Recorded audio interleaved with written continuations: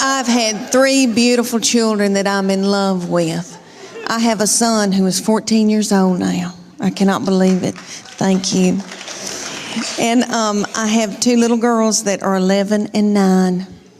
And my baby child is in 4th grade now. I cannot believe it. When she went to kindergarten a few years back, that was going to be the first time that I was going to be by myself all day long from 8 to 3, all by myself. I nearly grieved myself to death. I thought, Lord, what am I going to do with all this time on my hands? I hope I don't get hooked on whiskey and start honky-tonking.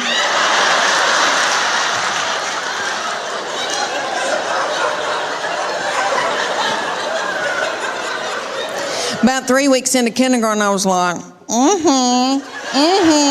it's your birthday, Now I ain't gonna get a pap smear without somebody sitting on my head.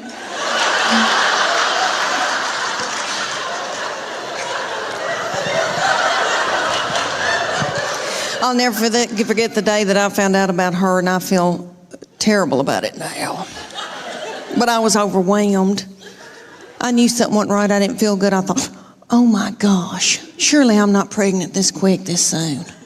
And you know when you gotta know something, you gotta know it right then. I had no right then. I grabbed up my 2 babies and diaper bag and all that stuff you take with you everywhere you go, and I went to the Walmart in the foothills of the Appalachian Mountains. And I bought an EPT pregnancy test, and I took it in the stall at Walmart. And I tinkled on it. And my 3-year-old boy looked at me, he said, "What, is it positive?"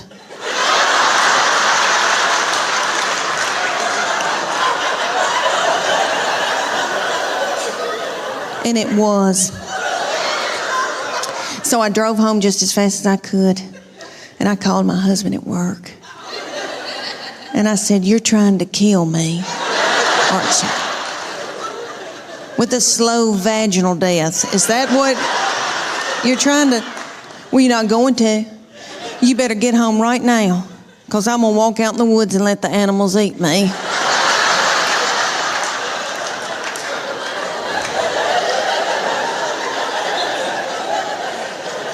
But let me explain to y'all why I was so torn up. I had a 13-month-old baby girl in diapers and a 3-year-old little boy in Superman panties with doo-doo balls falling out.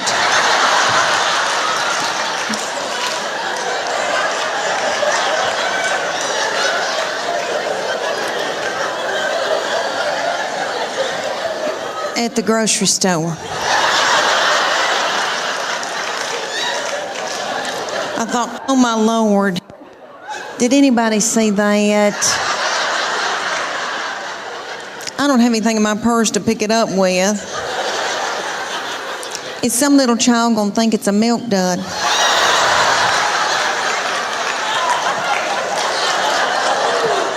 Let's just keep on moving, everybody. Just keep on moving.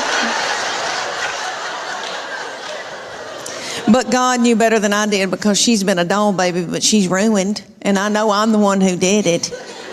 I was tired and beat down. So, anybody here who has more than 2, you know, good night by that 3rd and 4th one, you gotta let them do what they gotta do, you know. Well, all over the United States, they've got this thing called competition cheer. And it's kind of like, if you don't know what that is, it's kind of like Honey Boo Boo meets the Olympics, really. It's gymnast. They're gymnasts. And there's one in Knoxville called the Sharks.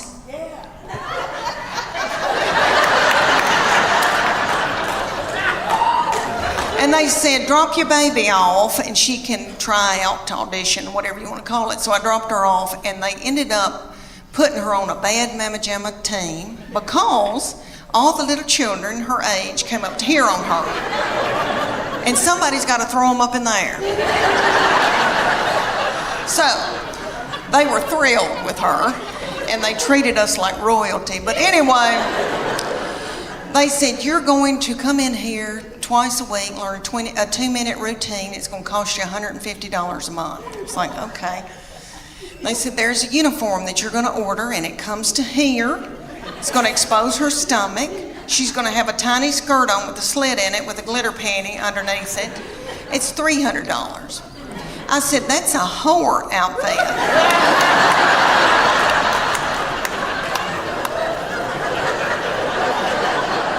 And it came with its own bag of whore makeup. So that all the little children could look alike. And they said, y'all are going to travel to faraway lands and compete against other little whore children.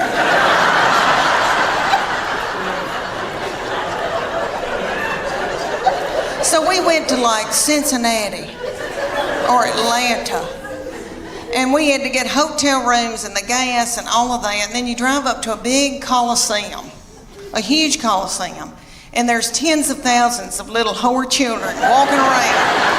And my husband said, there could be pedophiles here. This is the ugliest thing I've ever, something's not right. Okay, so then they said, you're gonna pay $150 for your baby to be in this competition. You're gonna have to pay $30 to put a band on to get in and watch your baby in this competition. Somebody was selling corn dogs for $15. Okay. They start out with the babies, so it goes from 5 to 18 ages. So the babies come out in a tiny little skirt about the size of a napkin. And they come out to Beyonce's All the Single Ladies. And their little mamas are in their 20s. And they're not bitter yet. And they're in the front doing every move to keep their baby on track because they're babies and they need to be at home breastfeeding. So they move up throughout the day into my baby's age, and they're the reef sharks.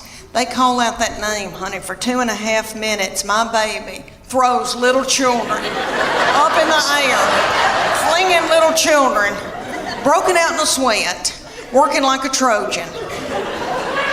Did you see my Spanx? Okay, all right. One of my girls said I look like Miley Cyrus in the Wrecking Ball in my Spanx. But anyway, so she throws these little children up. The little children she's throwing up in the air are the flyers. They call them the flyers. And they're freakishly tiny little children. I don't know where these people come from. Their mamas are freakishly tiny. I mean, I come from big people. I've got thick ankles. I can work in the fields. And the whole time she's throwing them in there, these little girls are going.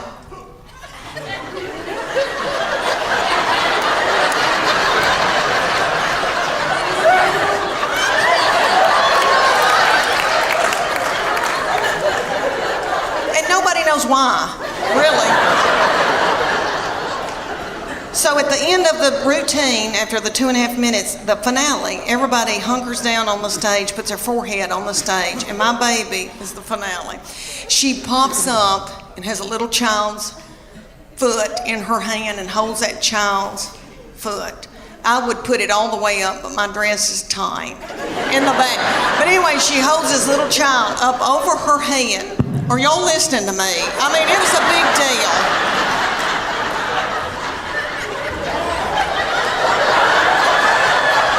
I mean, could you hold her up over your head or vice versa? I mean, you know, it's a big deal. So anyway, everybody went nuts. But she said, after it was over, she goes, I'm tired. I don't want to do this anymore. I'm going to go back to playing. She ended up playing volleyball the rest of her childhood. But she said, I'm keeping that whore outfit. She said, I'm going to get married in it. I also wanted to not wear my glasses. And I love my glasses, and I think I look cute in my glasses. But when I'm on stage like this, they look very filthy through them, and I can't see people. And so I have now mastered contacts. But for years, it took me years to do that. And my precious, yummy doctor is out in Farragut, and his name is Dr. Charles Shield, the senior. The little yummy thing is in his 80s. He's about this tall. He wears, it looks like homemade blue jeans. I know they're not, but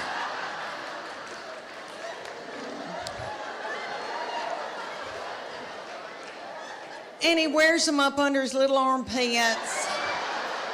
And he's so yummy. And he loves Cheesecake Factory. And he loves mango, cheesecake. I could eat his lips off.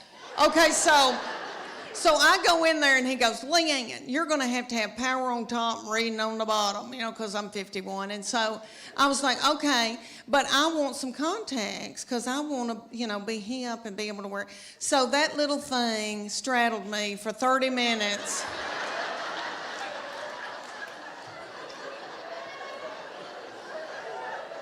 We wallered each other and wallered each other. I thought, are we going to have to get married? And he said, I can't do it, Leanne. You keep shutting your eyelid, and I can't get in there to your eyeball. And you would think that I could touch my own eyeball. I mean, I've had 3 children 2 different ways. I've been through some crap, so you'd think that I could touch my own eyeball. So I go home, and my husband used to wear them, but he had LASIK, and he said, I'll put those contacts in your eyeballs. And I thought, if he touches my eyeball, he'll want to touch something else. And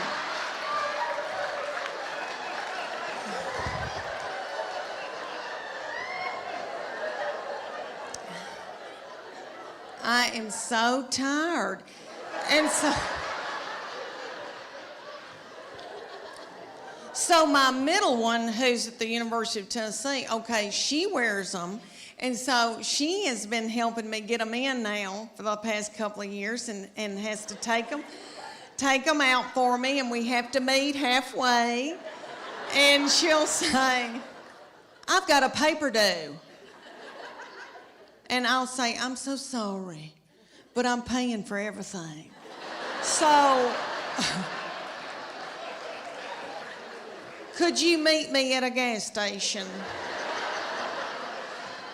She literally has met me in the bathroom, in a public bathroom, and leaned me over the toilet and had to get them out. Okay, we went to Florida. And I wanted to be able to wear contacts. I didn't want to be on the beach and wear my readers and then, my glasses and look like a jeweler and then, my sunglasses. So I put contacts in. We were in this outdoor thing, shopping thing where I was buying her something. I was actually buying her something. And I said, something doesn't feel right. This is hurting so bad. And she went, oh, Mom, you got 2 in your right eye.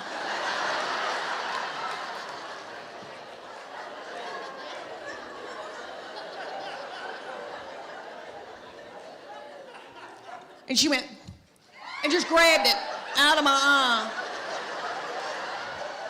And she's like, what do you want me to do with it? I said, I don't know, butthole. Just leave it on the ground.